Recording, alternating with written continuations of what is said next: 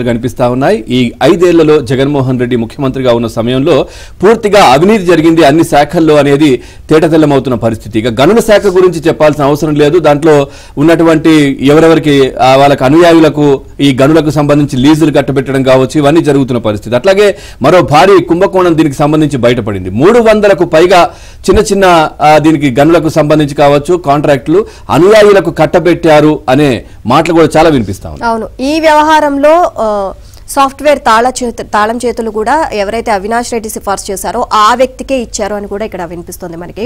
చూద్దాం, గనుల శాఖలో మరో భారీ గోల్మాల్ బయటపడింది। 2.5 ఏళ్లలో రాష్ట్ర వ్యాప్తంగా 300కు పైగా భారీ చిన్న తరహా ఖనిజాలు వేలం వేశారు। జగన్ ప్రభుత్వ పెద్దలు చెప్పిన వారికే ఈ వేలంలో ఖనిజాలు కట్టబెట్టారు। దీనికోసం బిడ్ అసలు విలువను ముందే లీక్ చేయడం ద్వారా సర్కార్కు సుమారు 500 కోట్లపైనే గండి కొట్టారు। అధికారులు అక్షరాల 350 కోట్లపైనే జేబులో వేసుకున్నారు।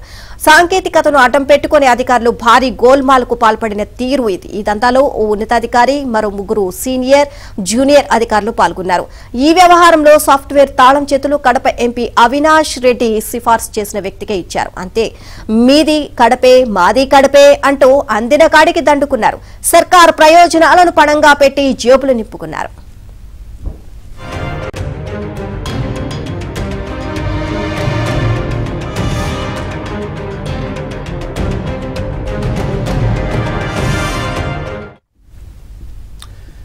గనుల శాఖలో ఇంతకు ముందు భారీ ఖనిజాల తవ్వకం కాంట్రాక్ట్ కట్టబెట్టేందుకు ఎవరు ముందు దరఖాస్తు చేసుకుంటే వారికే ప్రాధాన్యత ఇచ్చేవారు। దీంతో అస్మదీయులు అయిన వారికి లీజులు దక్కేవి కావు। అయితే 2022లో కేంద్రం భారీ ఖనిజాల లీజులకు వేలం విధానం తీసుకువచ్చింది। ఇదే విధానం ఆంధ్రాలోనూ అమలు చేశారు। అయితే కేంద్రం చెప్పిన పారదర్శక పద్ధతిలో కాకుండా కుమ్ముక్కు విధానంలో నడిపించారు। అదిలాగంటే గనుల శాఖ డైరెక్టర్ నిర్వహించే ఖనిజాల లీజుల వేలంలో ఐటీ విభాగానిదే కీలక పాత్ర। ఇందుకోసం ప్రత్యేక సాఫ్ట్వేర్ను అప్లికేషన్ను రూపొందించారు। ఎవరెవరు వేలంలో పాల్గొన్నారు, బిడ్ విలువ ఏ మేరకు కోట్ చేశారు, అందులో ఎక్కువ విలువ కోట్ చేసిందెవరు తెలుసుకునేలా సాఫ్ట్వేర్ను తయారు చేశారు।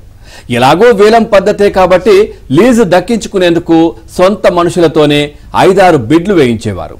వారికి ముందుగానే ఎంత బిడ్ వేయాలో చెప్పారు। ఇక వారితోనే వేర్వేరు వ్యక్తులు సంస్థల పేరిట 5-6 బిడ్లు వేయించారు। ఒకరు 2 కోట్లు, మరొకరు 4 కోట్లు, ఇంకా 6 కోట్ల మేర బిడ్లు వేయించేవారు। ఇక వేలానికి అవసరమైన టాప్ 5లో వారి మనుషులే ఉండేలా చూసేవారు। ఆ తర్వాత ఆ 5గురితోనే వేలం నిర్వహించేవారు।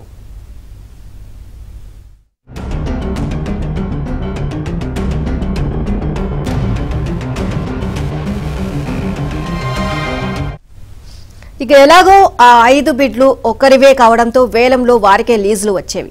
ఈ విధానం పక్కాగా సాగేందుకు ఐటీ విభాగంలో తమ సొంత మనిషినే సాఫ్ట్వేర్ ఇంజనీర్గా ఏర్పాటు చేసుకున్నారు।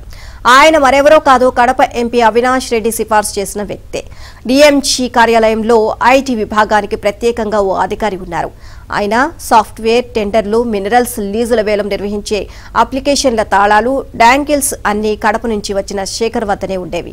బిడ్డింగ్ కు ముందు వేలంలో టాప్ 5గా నిలిచే కంపెనీలకు ముందుగానే ఆయన ద్వారా అసలు విలువను తెలియజేసేవారు। ఇక ఒక్కో వేలానికి 10 లక్షల పైనే శేఖర్ కు ముట్టజెప్పేవారు। ఆ తర్వాత బిడ్ గెలుచుకున్న కంపెనీ తమకు సహకరించిన పెద్ద అధికారికి తెరచాటును సహకరించిన మరో 3 జూనియర్ అధికారులకు భారీగానే సమర్పించుకునేందుకు వీరందరికీ 350 కోట్లపైనే కమిషన్ వాటాల రూపంలో వెళ్లింది అని తెలిసింది। ఉమ్మడి ప్రకాశం జిల్లాలో పనిచేస్తున్న ఓ కీలక అధికారి నేతృత్వంలో సాఫ్ట్వేర్ శేఖర్ తో పాటు కిషోర్, రాజు తదితర 7 డబ్బు తరలింపులు పాల్గొన్నట్లు తెలిసింది। ఇచ్చిన మాటకు కట్టుబడకుండా తక్కువ సొమ్ము ఇచ్చిన కాంట్రాక్టర్లు, కంపెనీలపై ప్రకాశం జిల్లాకే చెందిన ఓ విజిలెన్స్ అధికారితో దాడులు చేయించిన సందర్భాలు ఉన్నాయని అధికార వర్గాలు చెబుతున్నాయి।